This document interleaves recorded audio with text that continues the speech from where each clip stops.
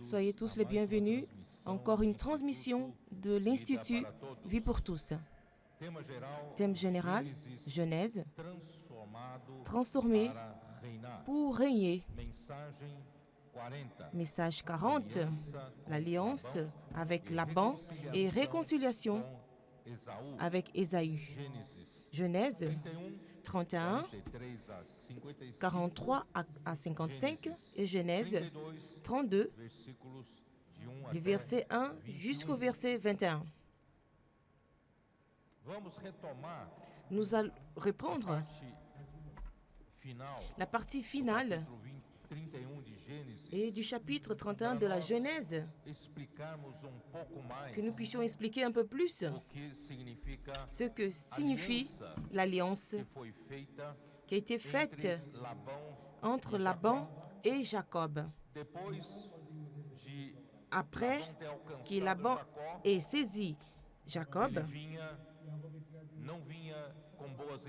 il n'avait pas de très bonnes intentions,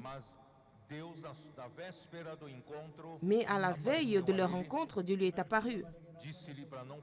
Et Dieu lui a dit de ne pas faire aucun mal et ni dû de méchanceté à Jacob. Et avec ça, il a dû se contenir et il ne lui a causé aucun mal. Et après que Jacob il s'est libéré un peu concernant tout ce qu'il avait traversé pendant toutes ces 20 années dans la maison de Laban. Finalement, les deux ont fait une alliance. Ils ont fait un accord. Alors je dois repartir à cet accord. Il y a quelque chose de très important ici. Au verset 44, qu'il vient, nous faisons l'alliance entre toi, que cela serve de témoignage entre moi et toi. Et Jacob prit une pierre, et il la dressa comme pour monument. Et c'est le deuxième monument que Jacob a érigé. La première colonne, monument, c'était dans la Genèse 28, quand Dieu lui est apparu, il a eu la vision de l'échelle. Et quand il se réveilla, il a eu une révélation en disant que ce lieu était redoutable, la maison de Dieu et la porte des cieux. Et rapidement, il a érigé la pierre qu'il a mis comme chevet, il a pris cela comme un monument, il a répandu d'huile sur cette pierre. Il a appelé ces lieux qui étaient appelés de lumière, il a appelé de Bethel, qui signifie la maison de Dieu. Et maintenant, nouvellement, il a élevé une pierre, il a dressé un monument. Ça a une signification. Je voudrais expliquer un peu, frère. Dieu, il appelait Jacob parce que Jacob, il aimait la volonté de Dieu. Il aimait ce que Dieu aime. Il aimait le droit d'aînesse. Il aimait les promesses que Dieu donna à Abraham et à Isaac. Il aimait la bénédiction de Dieu qui avait été donnée à Abraham et après à Isaac. Cependant, mes frères, c'est pourquoi Dieu a aimé Jacob. Il a choisi Jacob, il l'a appelé parce que Jacob, il aimait ce que Dieu aimait. Vous pouvez être une personne avec beaucoup de failles et de défauts, mais si vous aimez ce que Dieu aime, vous êtes béni. Mais à cause des circonstances adverses, il a dû sortir de la maison. Il est sorti de chez lui. Un homme qui n'était jamais sorti de chez lui, il a affronté ce monde redoutable et criant, dans l'insécurité. À cause de cette vision, il est parti dans la maison de Laban. Et la première nuit qu'il a dormi, Dieu lui est apparu. Frère, si l'histoire est avant la vision de Bethel, il n'y avait rien de concret concernant Dieu et par rapport à la vie de Jacob. Alors Dieu avait besoin, comme Jacob aimait ce que Dieu aimait, alors il avait besoin d'établir un chemin, une voie. Il avait besoin d'établir un focus, une cause. En d'autres mots, Dieu lui est apparu en lui donnant une vision. Et cette vision a gouverné tout le reste de la vie de Jacob. Il a souffert, il a beaucoup souffert parce qu'il avait la vision.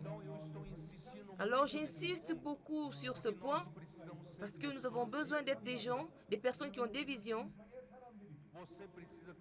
Tu as besoin d'avoir une vision. La vision qui vous contrôle. Tout ce que vous faites doit être fait en fonction de cette vision cette vision que vous avez vue un jour. Et pour que vous ayez la vision, Dieu doit vous la révéler dans une révélation. Vous avez besoin de la révélation. Dans Genèse 28, Dieu est apparu, Dieu l'a révélé.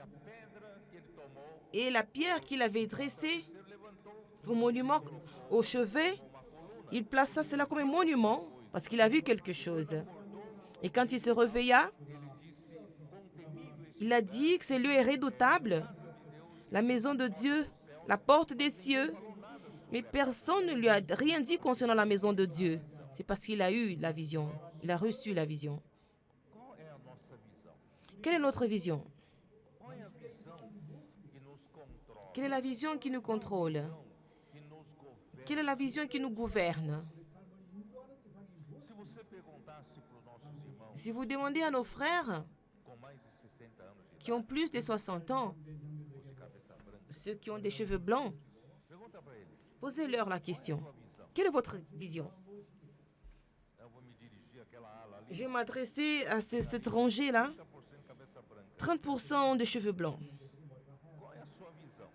Quelle est votre vision? Quelle vision qui vous a contrôlé jusqu'aujourd'hui? Ils vous diront, Christ et l'Église. La vision de Christ et de l'Église qui me contrôle jusqu'aujourd'hui. Ne serait-ce pas la vraie réponse?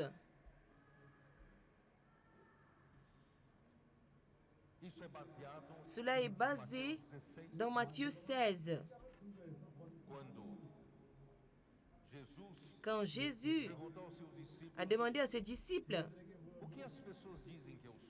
que disent-ils de moi? Alors ils disent, ils pensent que tu es Élie ou Jérémie ou l'un des prophètes. Jésus n'était pas satisfait de cette réponse. Il avait besoin de la vision, de la révélation pour voir qui était Jésus. Alors Jésus leur a répondu, et toi, Pierre? Et toi, disciple? Que dites-vous que je suis? Alors l'apôtre Pierre, il prit la parole et dit, tu es le Christ, le Fils du Dieu vivant. Alors Jésus était très content de cette réponse. Parce qu'il a dit, ce n'est ni la chair, ni le sang qui t'a révélé cela. Mais ce fut une révélation. Mais c'est mon Père qui est aux cieux qui vous l'a révélé. Qui est le Christ? Le Christ Il est oint. Quelqu'un qui a été oint, quelqu'un qui a été commissionné pour faire la volonté de celui qui l'a envoyé. Nous avons besoin de voir par la révélation de Dieu que Christ est quelqu'un oint et envoyé par Dieu pour faire la volonté de celui qui l'a envoyé. Vous comprenez? Et Christ, Jésus-Christ, il ne s'est pas contenté de cela. Il a dit, je te le dis aussi, tu es Pierre, et sur cette pierre, j'édifierai mon église. Et les portes des ténèbres ne prévaudront point contre elle. Si vous ne savez pas, c'est dans Matthieu 16 jusqu'au verset 18. Il dit que je te donnerai les portes du royaume des cieux. Vous voyez, c'est la révélation que le Seigneur vous a donnée. Nous devons avoir la révélation que Christ, il est loin de Dieu. Et qu'est-ce que cela signifie? Un oint de Dieu, celui qui est commissionné, et c'est un envoyé pour faire la volonté du Père. Vous comprenez? Comment va-t-il réussir à faire la volonté du Père? Au travers de l'Église. Il a besoin d'édifier l'Église. Et quand l'Église sera édifiée, le royaume de Dieu sera établi. Le royaume de Dieu sera établi et alors il fera sa volonté. Et je vous pose encore la question. Quelle est la vision qui nous contrôle? Quelle est cette vision qui nous contrôle?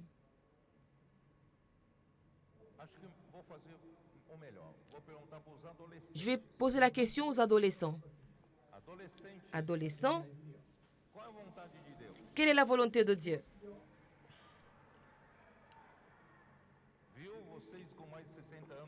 Vous avez entendu? Vous qui avez plus de 60 ans, écoutez. Ceux qui ont des cheveux blancs, écoutez ce qu'ils ont dit. Quel est le mystère de la volonté de Dieu? Où sont ces versets?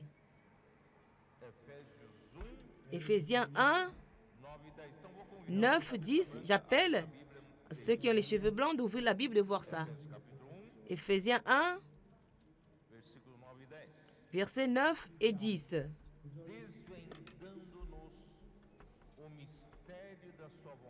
Nous faisons connaître le mystère de sa volonté selon le bienveillant dessein qu'il avait formé en lui, en Christ. Ce que Dieu voulait, le désir de son cœur, c'était sa volonté, son dessein. Et cette volonté était dans un mystère. Personne ne le savait. Personne ne savait ce qu'il voulait. Pourquoi a-t-il créé l'homme? Pourquoi il a créé la terre et l'univers? C'était un mystère. Mais Dieu avait une volonté. Et cela plaisait son cœur. Et cette volonté, c'est le dessein qui est dans son cœur, le désir. Alors je vous pose la question, quelle est la vision de contrôle? C'est quelque chose qui est lié à ce que Dieu veut. Alors, votre vision, la vision qui me contrôle et qui vous contrôle, doit être la vision de la volonté de Dieu. Ou je suis dans l'erreur. Et quelle est la volonté de Dieu? Verset suivant. De faire, pour mettre en exécution, ou de mettre en Christ, réunir toutes choses en Christ. Le temps existe justement pour faire la volonté de Dieu. Celle-ci doit être notre vision qui contrôle notre être. Dans la plénitude, dans la dispensation de temps que Dieu veut mettre en Christ toutes choses, tant les choses du ciel comme celles qui sont sur terre. Celle-ci est la volonté de Dieu. Dieu veut gouverner, Dieu veut contrôler, Dieu veut dominer sur toutes les choses. Mais comment nous faire? Comment va-t-il faire? Et c'est pourquoi nous avons Matthieu 16. Comment Christ va réaliser sa volonté qui est de faire de Christ le chef de toutes choses.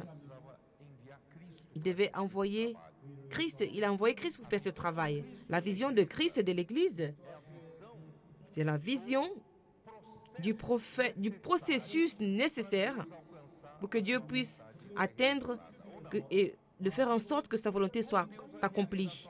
Comment Dieu va réaliser sa volonté? Comment il va être le chef de toutes choses en Christ?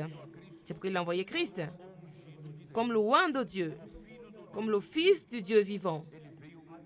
Il est venu travailler avec la vie de Dieu, seulement avec la vie de Dieu que la volonté de Dieu est réalisée. Et c'est ainsi que Dieu a créé l'homme. Il l'a mis dans le jardin d'Éden, il a planté au milieu du jardin. Qu'est-ce qu'il a planté? L'arbre de vie. C'est au travers de la vie de Dieu que sa volonté sera réalisée. Comment Dieu va faire ça?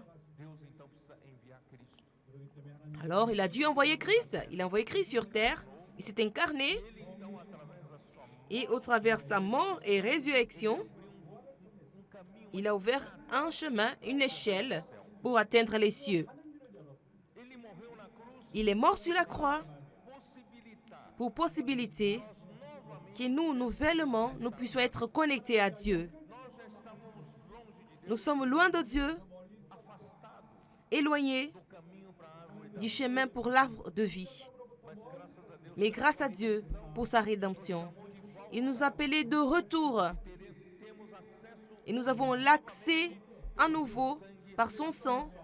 Nous avons l'accès à l'arbre de vie, l'accès à la vie de Dieu.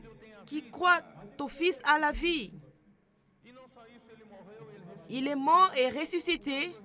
Dieu l'a ressuscité d'entre les morts. Et il est devenu l'Esprit qui donne vie. Il n'est pas seulement un Christ qui est mort et a réalisé la rédemption pour nous et qui a demeuré dans la mort. Aujourd'hui, il est vivant. Il continue à travailler. Il travaille comme un esprit, l'esprit qui habite parmi nous, en chacun de nous. Il continue à travailler. Le premier grand travail, c'est d'engendrer l'Église.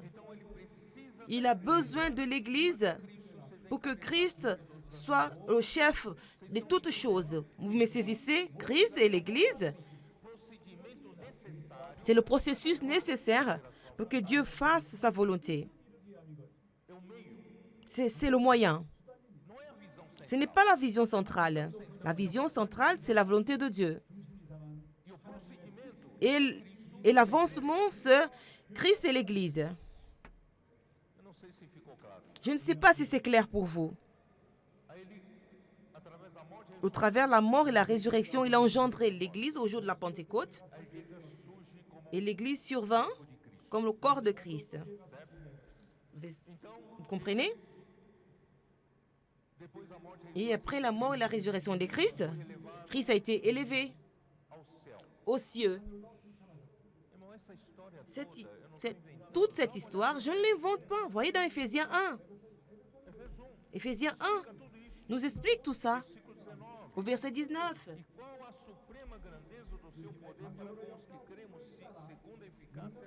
Et quelle est envers nous qui croyons l'infinie grandeur de sa puissance se manifestant avec efficacité par la vertu de sa force. Il a déployé en Christ et le ressuscitant des morts et en le faisant asseoir à sa droite dans les lieux célestes. Dieu l'a envoyé pour être loin, pour le commissionner et faire la volonté de Dieu. Il est venu réaliser la rédemption. Il est ressuscité, Dieu l'a placé là-haut. Il est assis à la droite de Dieu, au-dessus de toute principauté et toute autorité et toute domination et tout pouvoir. Tout est sous ses pieds. Mais la volonté de Dieu n'est pas complètement réalisée. Tout est sous ses pieds, mais tout n'est pas assujetti à lui. Alors il a besoin de l'Église. Il a besoin de nous. Qu'est-ce qui se passe alors? Au verset 22, il a tout mis sous ses pieds. Il n'a pas encore tout assujetti, mais tout est sous ses pieds, mais tout n'est pas encore assujetti. Il a donné pour chef suprême. Quand est-ce qu'il sera le chef sur toutes choses? Quand toutes choses lui seront soumises. Comment il va assujettir toutes choses au travers de l'Église? Pour être le chef suprême à l'Église, qui est son corps, la plénitude de celui qui remplit tout en tous. Vous comprenez la vision de Christ et de l'Église? C'est un processus pour la vision principale. La vision principale, c'est que Dieu réussisse à faire sa volonté. Quelle est la volonté de Dieu pour nous aujourd'hui de manière pratique? Premièrement, il doit être le chef sur vous et sur moi. Il doit être la tête. C'est ce que vous devez avoir comme vision. Et avec une arrogance, je connais la vision de Dieu, c'est Christ et l'Église. Mais tu ne sais pas que le Christ veut être le Seigneur de votre vie. Combien dans mon époque qui disaient qu'ils avaient la vision de l'Église de Christ, ils sont hors d'ici aujourd'hui. Vous voyez? Cette vision n'est pas pratique. Quelle est notre vision? Christ a besoin d'être le chef de l'Église aujourd'hui. Il doit être mon Seigneur. Je n'ai pas la liberté de faire mes choses. Christ est la tête. Comment il me commande, comment il m'envoie? Comment il fait que je sois soumis à lui, c'est au travers de la parole. Vous comprenez que cette vision que je vous explique, elle est plus pratique et concrète et réelle. Alors la vision, c'est elle qui doit nous contrôler. C'est la vision de la volonté de Dieu. Et comment Dieu nous contrôle avec sa volonté, avec sa vie. C'est en obéissant à Christ. Que Christ soit la tête. Que Christ soit le Seigneur. Il donne toutes les directions. C'est lui qui nous donne des règles. C'est lui et nous obéissons à sa parole. Et quand l'Église sera complètement assujettie à lui, il va nous utiliser comme une plateforme pour assujettir toute autre chose à Christ.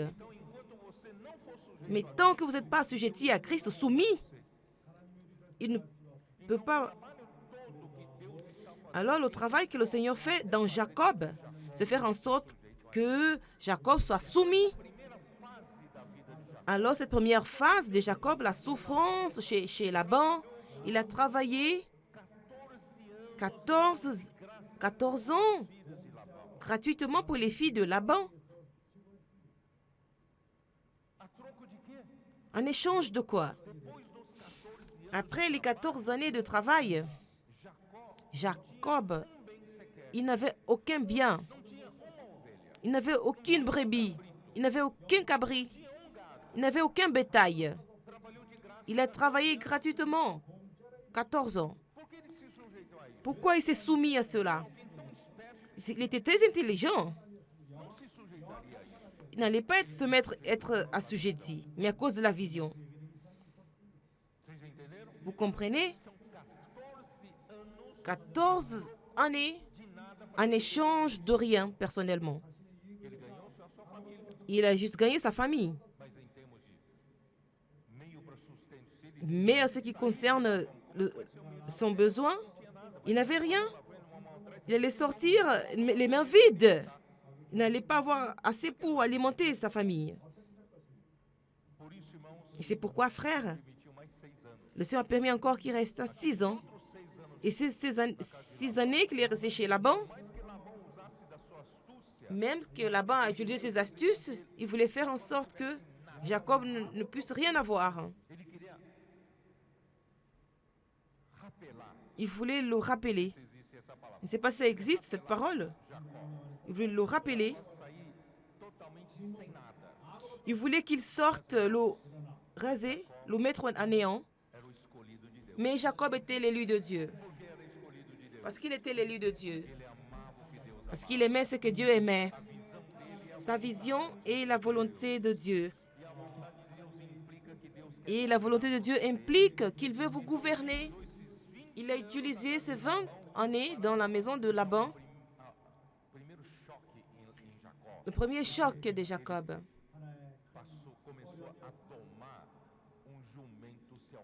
Il a commencé à... Il était ce jument sauvage, cet âne sauvage. Et la main lourde. Laban, ils avaient des problèmes internes parmi la dispute parmi les épouses. Il y a une étape qui s'achève, la première phase. Jacob n'était plus cet âne qui sautait d'ici et là. Mais c'était la première phase. Mais ce monument qu'il a érigé, qu'il a dressé, cet accord qu'il a fait avec Laban, cela signifie la fin d'une première étape et le début d'une deuxième étape. Alors, je vais insister avec vous. Vous avez besoin d'une vision. Et quelle est votre vision? Quelle est la vision qui vous contrôle? Nous sommes ici, c'est pour faire la volonté de Dieu. N'est-ce pas? Nous avons 1000 projets, 1000 plans, des désirs. Mais à la fin de compte, quel projet va prévaloir? C'est lui qui fait partie de la volonté de Dieu. Ça ne sert à rien de crier. Tous vos projets, s'ils ne sont pas dans la volonté de Dieu, vous n'allez pas prospérer. Parce que Dieu, et c'est lui, je vous ai déjà dit, dans Éphésiens 1, au verset 11, Dieu est celui qui fait toutes choses conformes au conseil de sa volonté.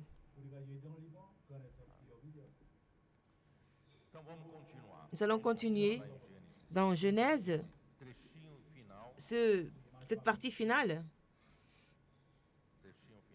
Cette partie finale.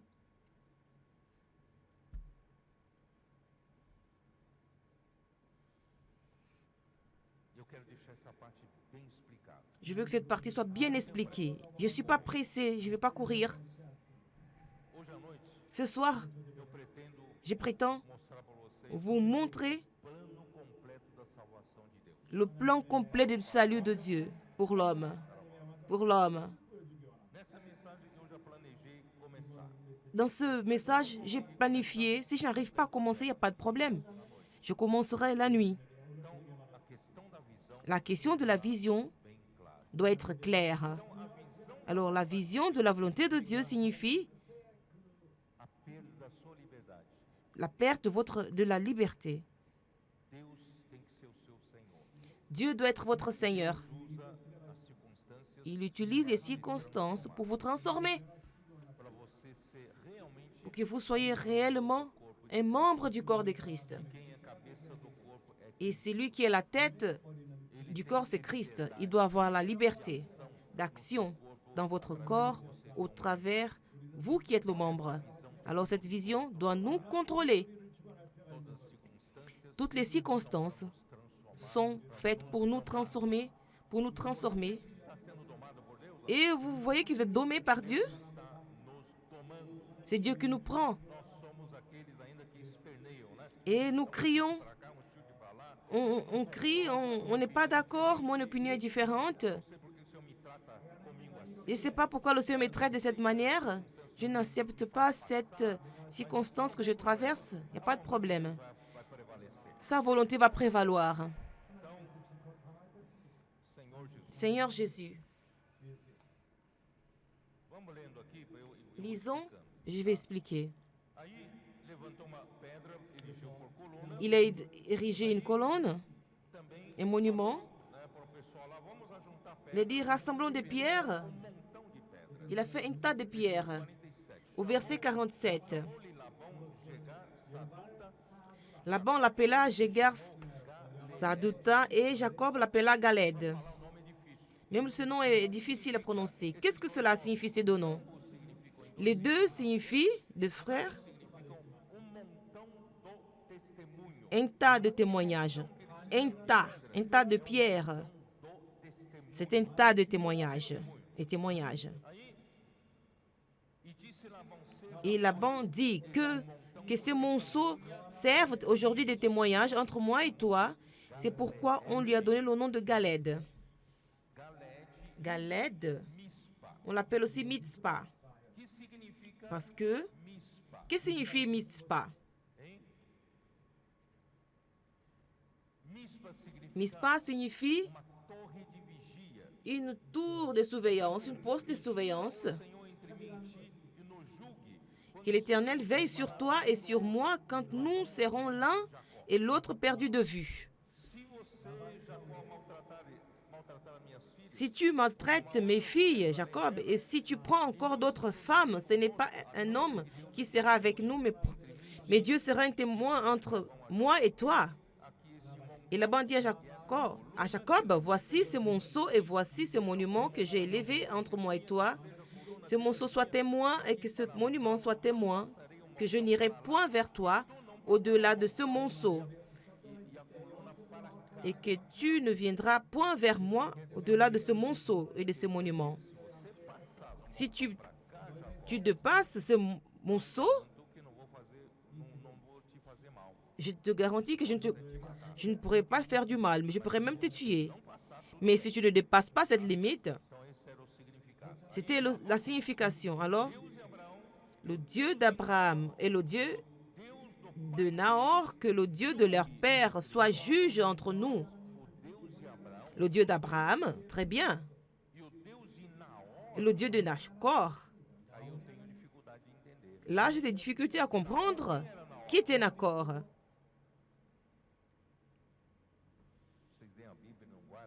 Vous lisez la Bible, vous ne le savez pas? Qui était Nahor?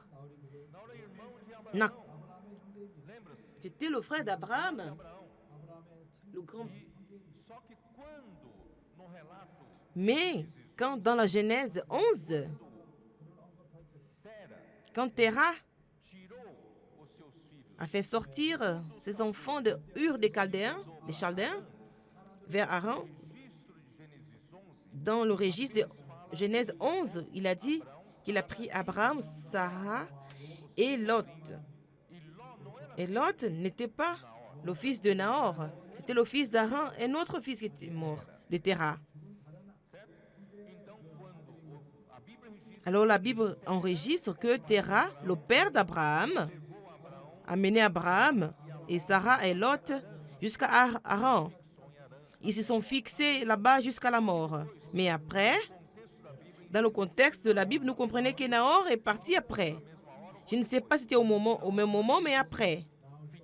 Et lui, il a fixé sa résidence à Padam Aram, près de Aram. Mais ici dit que le Dieu de Nahor, et je ne sais pas si Nahor, qui était Nahor? Nahor, c'était le grand-père de Laban. Nahor, il a enregistré le dernier fils qui était Pétuel, et Pétuel qui a engendré Laban et Rebecca.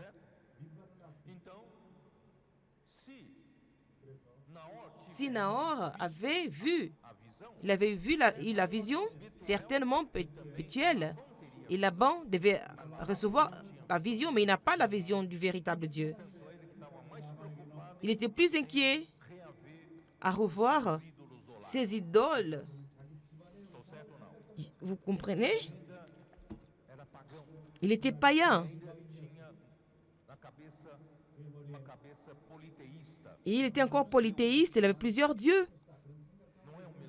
Ce n'était pas le même Dieu d'Abraham. Ce n'était pas le même Dieu de Jacob. Et Jacob, avec la crainte, il n'a pas juré par le Dieu de Nahor, mais par le Dieu d'Isaac. Alors Jacob offrit un sacrifice sur la montagne et il invita ses frères à manger. Ils mangèrent donc. Ils ont mangé du pain et passèrent la nuit sur la montagne. Il s'est sacrifié. Il a offert un sacrifice à Dieu. Ils ont fait un repas. Et au verset suivant, Laban s'éleva de bon matin, baisa ses fils et ses filles. Il baisa ses fils et ses filles et les bénit. Ensuite, il partit pour retourner dans sa demeure. Cette histoire, apparemment, se termine ici. Mais au début du verset 32, Jacob a suivi son chemin et les anges de Dieu sont sortis pour le retrouver. Quand il les a vus, c'est l'accampement de Dieu. Il appelait ces lieux Mahanaïm. Que signifie Mahanaïm? Qui le sait? Que signifie ces lieux Mahanaïm? Cela signifie deux camps, deux armées.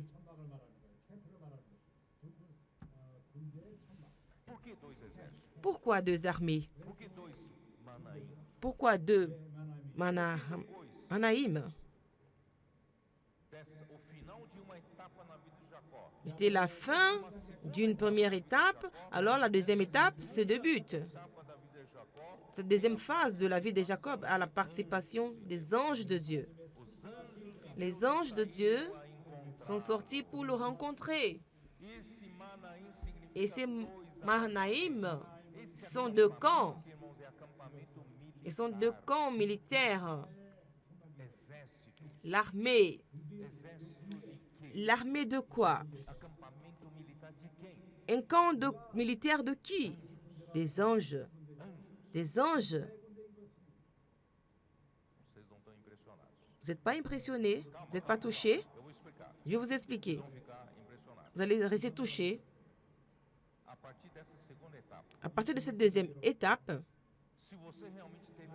si vous avez eu réellement la vision de la volonté de Dieu et la manière qu'il réalise sa volonté au travers de Christ et par l'Église, et vous êtes transformé, être édifié comme ce matériel d'édification dans la maison de Dieu, et pour ça, Christ doit être le chef.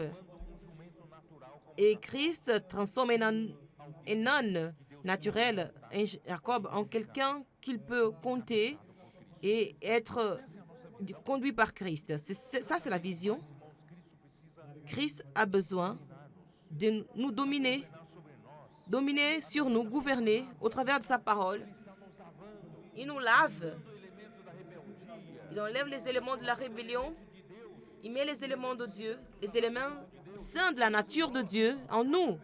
Chaque fois, plus nous sommes soumis à Christ, nous sommes en accord, en concordance avec Christ. Et c'est ce que Dieu est en train de faire. À partir de ce deuxième monument, c'est une deuxième étape. Et cette deuxième étape,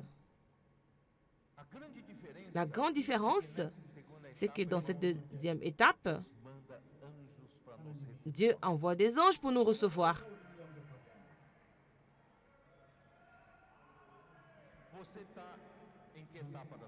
Dans quelle étape vous êtes de votre vie? Vous êtes celui qui a eu la vision. Tu as vu, parce que la vision, elle est composée de Christ et l'Église, non de la manière doctrinaire, mais d'une manière réelle, que Christ veut être le chef de notre vie.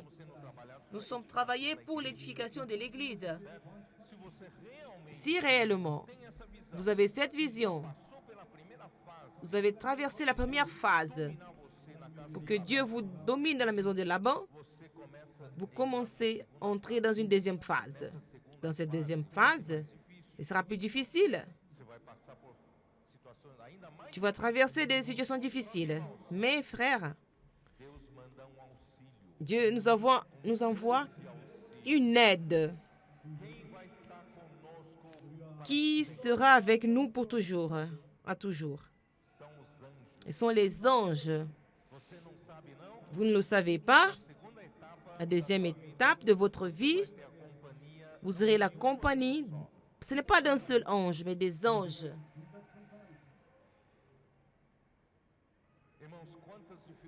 Combien de difficultés, combien de luttes nous traversons ces années-ci. Moi, personnellement, j'ai traversé des pressions. Combien de mensonges, de calomnies, de médisances, de mensonges, des tentatives d'achever avec la parole prophétique, vous le savez. Mais j'ai eu l'assistance des anges.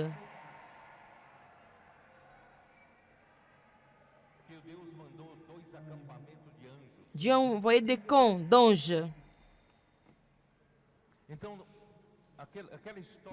Alors cette histoire qu'on dit l'ange gardien, elle n'est pas vraie.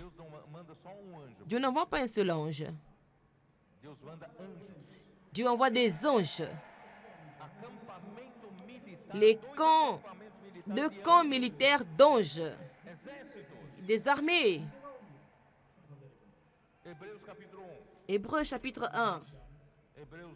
Hébreux 1. À quoi servent les anges pour l'homme? Vous pensez que vous ne servez pour rien?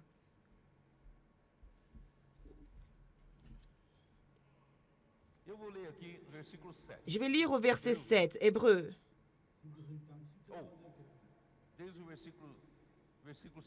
Au verset 5. À quel des anges a-t-il dit, tu es mon fils, je t'ai engendré aujourd'hui?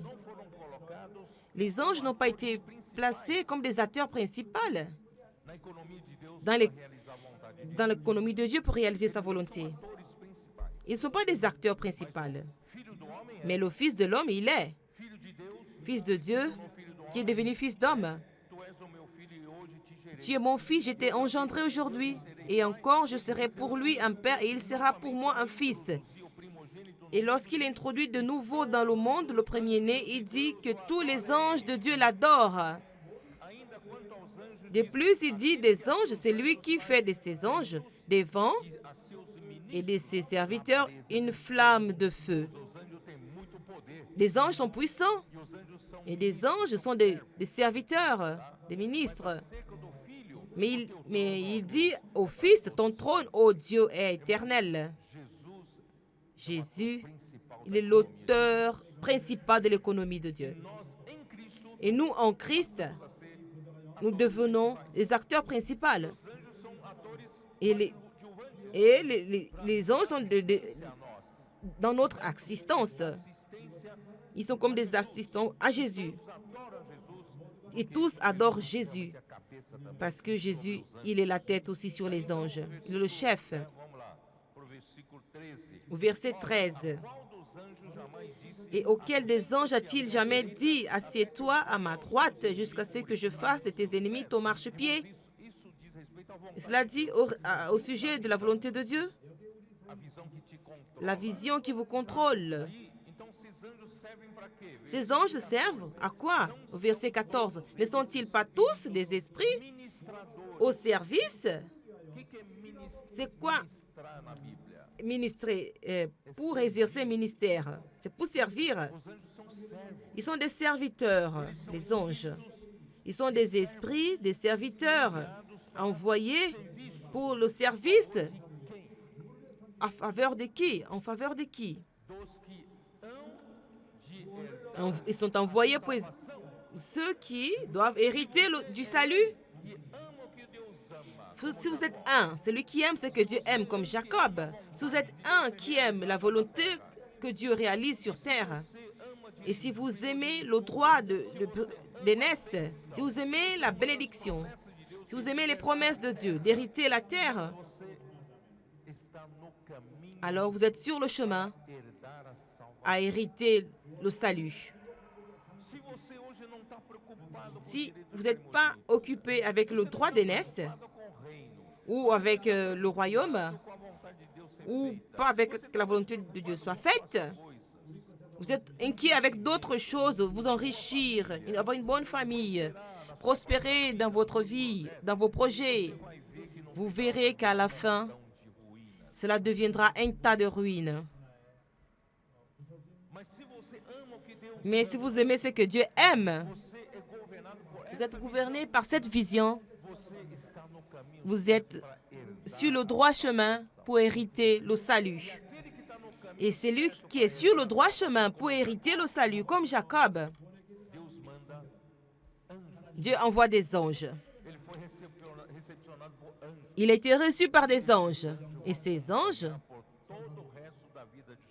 accompagnaient Jacob tout le reste de sa vie. Dans les difficultés, Dieu le soutenait, Dieu le gardait au travers de cette aide des anges.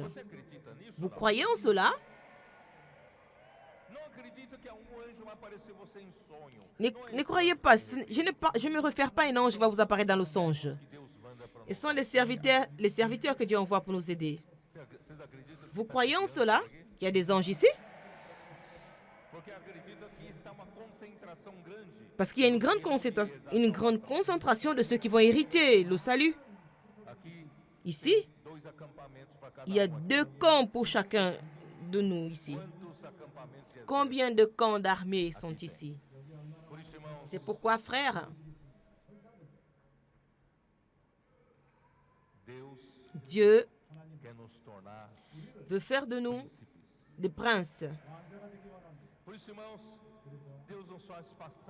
C'est pourquoi il nous fait traverser pour toute cette pression, pour que nous gagnions la résilience, pour que nous puissions lutter pour Dieu, pour que nous ne désistons pas à la première difficulté. Il a besoin de colonnes. Il a besoin de colonnes. Vous connaissez jellyfish?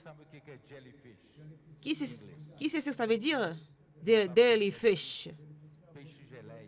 De poissons en forme de confiture, en gélatine. Ce que nous connaissons comme d'eau vive. Dans la mer, il vous brûle quand il vous touche. Il n'a pas de membres.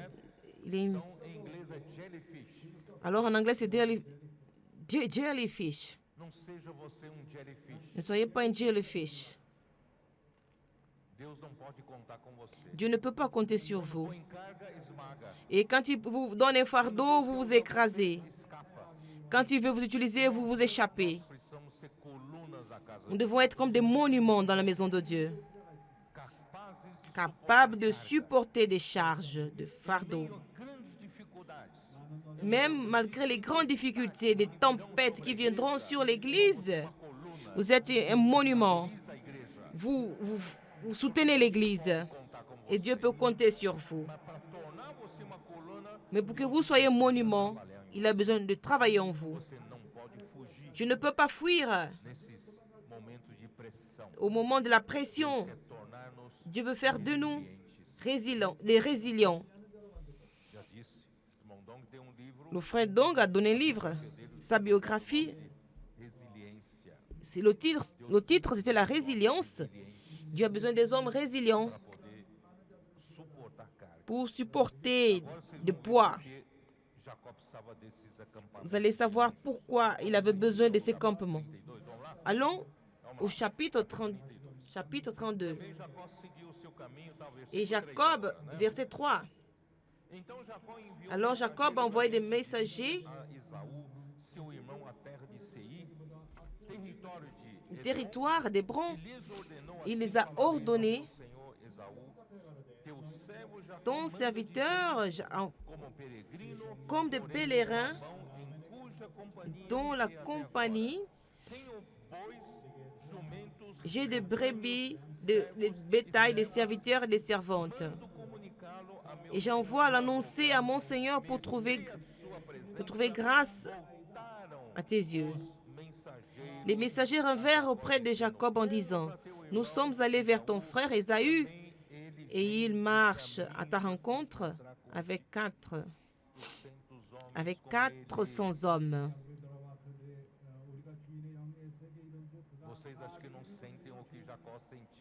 Et vous ne sentez pas, vous ressentez pas ce que Jacob ressentait? Il ne savait pas quel tempérament de la haine. Il ne savait pas si si Ésaü gardait la rancune, s'il était encore prêt à le tuer et à le détruire, toute sa famille, femmes et enfants. Il était probable. Alors, il a envoyé des gens pour s'informer, de dire à Ésaü qu'il arrive. Et le message qu'il a reçu, c'est que Ésaü allait à sa rencontre. Mais il vient avec 400 hommes. Abraham, avec 318 hommes qui sont nés à la maison, il a détruit l'armée des rois. Imagine celui-ci avec 400 hommes en allant vers Jacob. Il n'avait que des petits, et ses enfants étaient encore petits, des serviteurs qui savaient prendre soin des animaux. Ce n'était pas une armée. Il n'avait pas comment se défendre.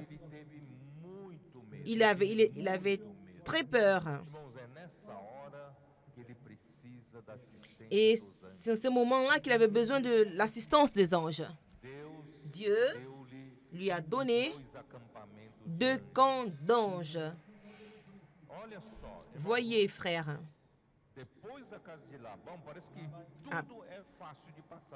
Et après la maison de Laban, c'est comme si tout était facile à traverser. Non, mais il avait des anges qui étaient avec lui. Voyons. Alors Jacob fut très effrayé au verset 7 et saisi d'angoisse. Quand la Bible décrit, c'est qu'il a eu vraiment très peur. Et il était saisi d'angoisse. Pour ne pas dire qu'il était désespéré, il était rempli d'angoisse. Qu'est-ce qu'il a fait? Il partagea en 2 camps les gens qui étaient avec lui. Les brebis, les bœufs et les chameaux. Et il a continué avec son expertise. Si Ésaü vient contre l'un des camps de bas, il continue. Et c'est comme ça, frère. On n'est pas transformé d'un moment à l'autre.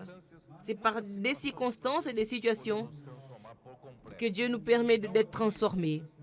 Il dit ici, pourquoi il a divisé en 2 camps? Si Ésaü vient contre l'un des camps et le bas, le camp qui restera pourra se sauver. Et qui sera dans l'autre camp? Jacob. Il ne sera pas au premier camp. Il est très intelligent. Il veut s'échapper.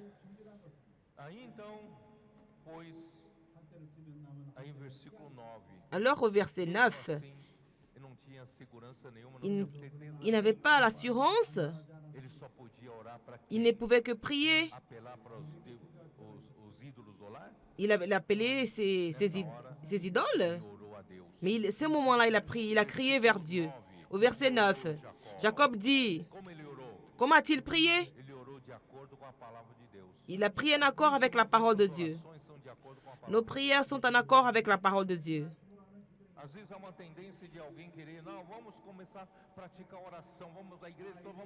Et souvent, ce n'est pas contraire de beaucoup prier, mais la prière, elle doit être basée sur ce que Dieu nous dit.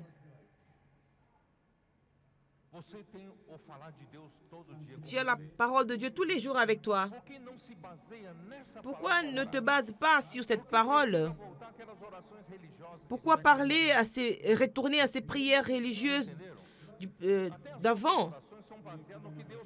Même nos prières doivent être basées sur ce que Dieu dit aujourd'hui. Utilisez la parole prophétique, l'immersion. Utilisez la chambre d'énergisation, ce que Dieu dit. Et vous parlez avec Dieu.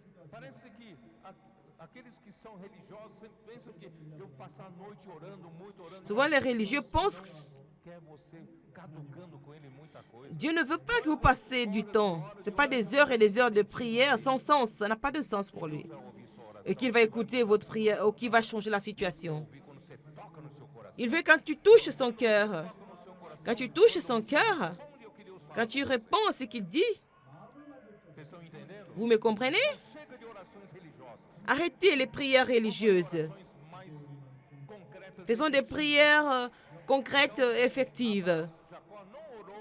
Alors Jacob n'a pas prié de manière religieuse. Il a dit, Dieu de mon père Abraham, Dieu de mon père Isaac, Éternel, qui m'a dit, retourne dans ton pays et dans ton lieu de naissance, je te ferai du bien.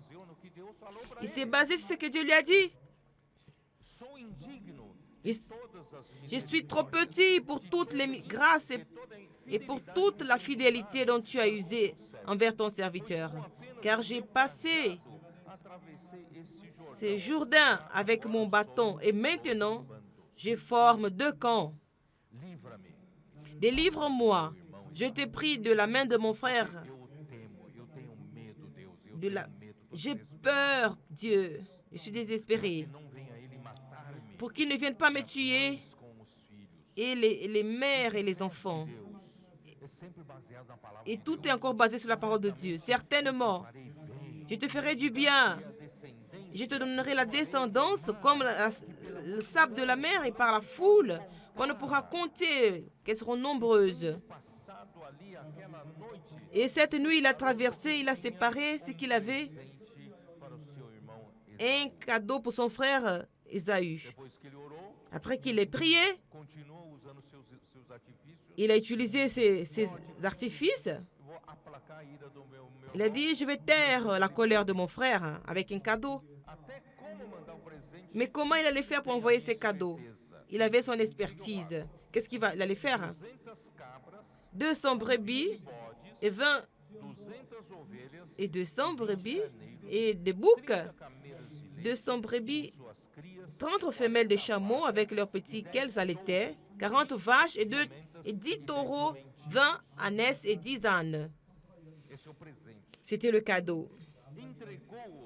Il les remit à ses serviteurs, troupeau par troupeau, séparément, et dit à ses serviteurs, passez devant moi et mettez un intervalle entre chaque troupeau. Il donna cet ordre au premier. Quand Ésaü, mon frère, te rencontrera et te demandera, à qui es-tu? Où vas-tu? Et qui appartient ce troupeau devant toi? Tu répondras. Il a même dit comment il fallait répondre. À ton serviteur Jacob. C'était un présent envoyé à mon seigneur Ésaü. Et voici, il vient lui-même derrière nous. Il donna le même ordre au second, au troisième et à tous ceux qui suivaient les troupeaux. Il a divisé en 3 groupes les troupeaux, les serviteurs.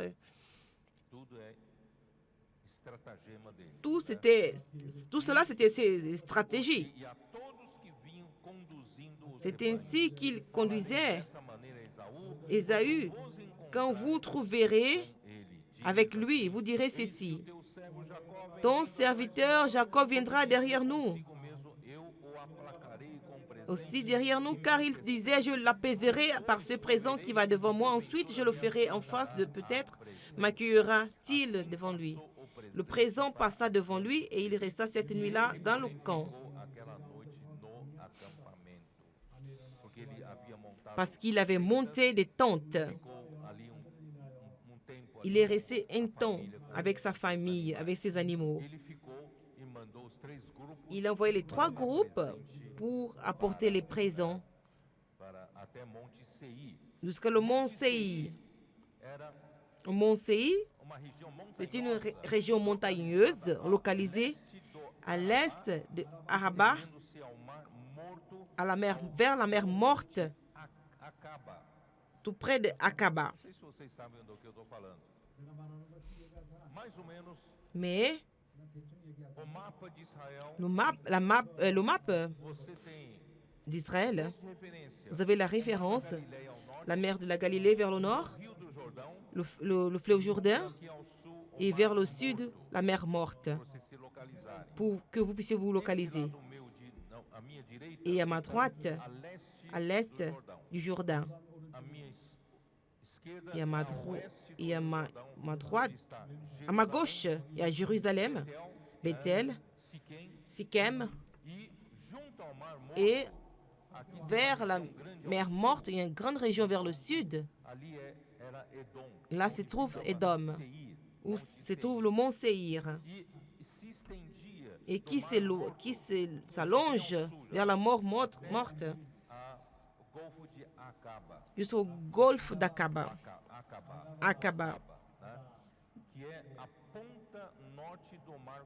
qui est le pont de la mer Rouge, qui comprend la géographie. La mer Rouge, il y a l'Égypte à l'ouest, la mer Rouge, et la mer Rouge, elle termine avec deux golfes, deux bouts.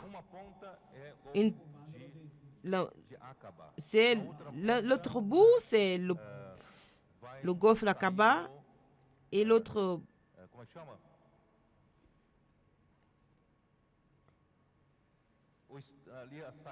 la sortie, j'ai oublié le nom, le golfe de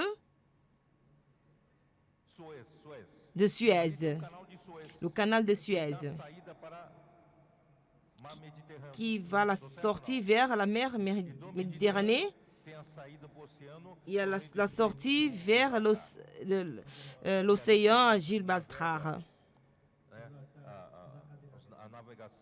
Et cette navigation où passent les bateaux commerciaux. De l'autre côté, vous avez Suez et le golfe de Aqaba. Et Édom était là, situé là, vers la mer Morte. Alors, à Édom, il fallait monter vers le nord pour se trouver avec Jacob. Et comme ça, les messagers, et ça fait 20 ans en arrière, Jacob est sorti de la maison parce que Ésaü était en colère à cause de la bénédiction. Il voulait le tuer après la mort de son père Isaac. Et il ne savait pas s'il avait cessé d'être en colère, mais quand il a su qu'il venait à sa rencontre, il a dit, s'il vient à ma rencontre, c'est qu'il vient avec l'intention de me tuer. Alors, ce sont des moments de l'extrême attention. Jacob s'est senti totalement vulnérable. Et à un moment donné, vous êtes-il arrivé d'être vulnérable? Vous êtes senti impotent, impuissant, incapable. Vous avez utilisé tous vos moyens, toutes vos ressources pour vous défendre, mais à la fin, vous êtes extrêmement vulnérable. Qui s'est senti comme ça déjà? J'ai déjà traversé des situations pareilles. Et Jacob était dans cette situation. Alors, son armée, il n'y avait pas d'armée, il y avait des enfants, des serviteurs, des femmes. Il n'avait pas de moyens de se défendre, mais il a fait un plan pour s'échapper de la mort. La fin de la capacité humaine, c'est le début de là où Dieu agit, de l'agissement de Dieu. Quand tu as encore tes moyens, quand tu utilises tes plans, tu utilises tes artifices, et tout sera terrassé. Mais quand tu n'as plus les moyens pour faire des artifices, à un moment donné, vous êtes totalement vulnérable. Tu ne sais plus comment te défendre. Mais c'est en ce moment-là que Dieu commence à agir. Alors la résurrection vient. Quand la mort arrive, la résurrection vient. Mais tant que la mort n'est pas encore arrivée, Lazare, il était au tombeau. Et ça faisait combien de temps, de jours? Ça faisait 4 jours. Et tant que votre situation n'atteint pas la situation de Lazare à sentir mauvais, Dieu attend que vous utilisez toute votre force naturelle pour qu'il commence à agir, pour vous montrer que votre capacité ne vaut rien. C'est sa puissance qui fait en sorte que les choses se passent. Alors, la parole de Dieu, grâce à Dieu, c'est la base pour nos actions. Quand nous avons des difficultés dans le chemin, celles-ci sont les expériences des coporteurs, les frères de l'Église qui servent le Seigneur et notre expérience personnelle au collectif. N'est-ce pas? Quand le comporteur, il utilise toute son expérience pour faire le comportage, mais il y a toujours des moments où les choses ne fonctionnent pas. N'est-ce pas, frère? Il y a ce moment-là. Alors, ils sont désespérés. Ils commencent à immerger. Ils commencent à demander de l'aide à leurs compagnons. Et comme ça, les choses ne marchent pas.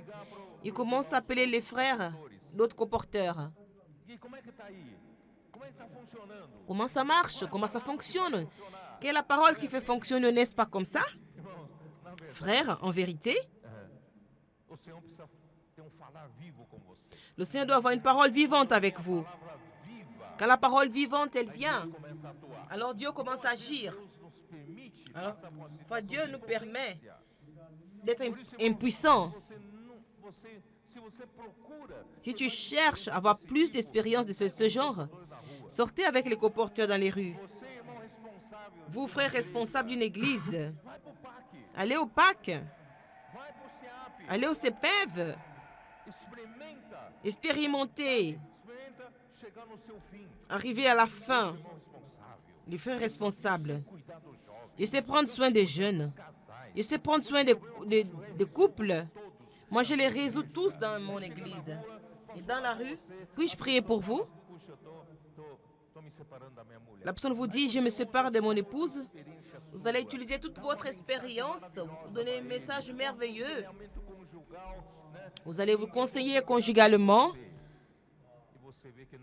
Mais vous voyez que cela ne fonctionne pas. Alors, qu'est-ce qui fonctionne? C'est la parole vivante du Seigneur. Oh Seigneur Jésus. Très bien.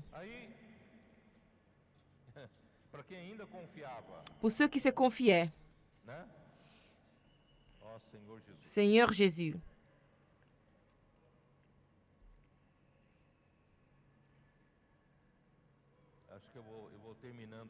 Je vais terminer ici. Je vais laisser le processus de transformation pour le soir. Alors, il a dit aux 3 groupes d'amener les présents pour son frère. Au verset 22, il se leva la même nuit, prit ses 2 femmes, ses 2 servantes, et ses 11 enfants et passa. Le gué de Jabbok.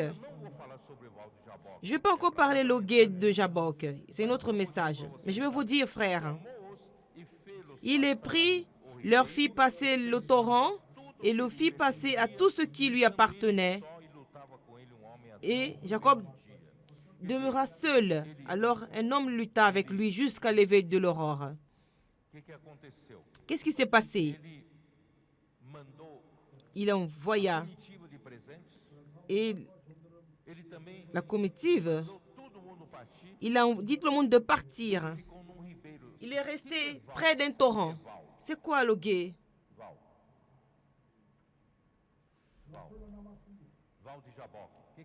C'est quoi le gué de Jabbok?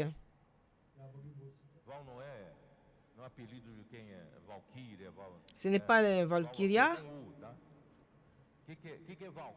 C'est quoi un gué de Jabbok? C'est un torrent, c'est un fleuve. Là où vous pouvez traverser à pied. Il n'est pas très profond. C'est une petite rivière. Et c'était un gué, un cool. C'était un passage où vous pouvez passer. C'est le gué. Alors, sa lutte était là avec Dieu. Je ne vais pas partager ça maintenant. Et je vais vous montrer comment il est encore intelligent. Et je vais vous parler des comiatives. Vous allez mettre cela par l'ordre de l'importance pour lui. Il s'est trouvé le plus important. Il est resté. Alors, il a affronté des difficultés. Frères, qu'est-ce que vous avez reçu? Nous devons être gouvernés par une vision. Et quelle est cette vision? La vision de la volonté de Dieu. Mais quelle est la vision de la volonté de Dieu? Dieu a besoin de faire de Christ chef sur toutes choses. Il doit être le chef de toutes choses. Dans mon point de vue, il a besoin d'être mon chef. Pour qu'il soit à la tête, c'est pourquoi il me fait traverser par la situation que Jacob a traversée. Il veut me transformer. Il veut me faire transformer par des difficultés. Alors ne criez pas, ne luttez pas contre Dieu. Dieu sait ce qu'il fait. Vous êtes celui qui allait hériter le salut. Ou vous n'êtes pas celui qui va hériter le salut. Alors, si vous ne l'êtes pas, vous n'allez pas traverser cette situation. Mais je veux marcher sur ce chemin qui va vers le salut de Dieu. Frère, j'aime la vision qui m'a contrôlé toute ma vie et qui va me contrôler jusqu'au retour du Seigneur. Que cette même vision puisse vous contrôler et que vous soyez celui qui va hériter le salut. Et pour cela, Dieu envoie des anges pour nous aider et qu'ils campent autour de nous. Jacob n'avait pas une armée, mais il n'a pas vu qu'il avait deux camps, de l'armée d'anges pour l'aider. Jésus est le Seigneur.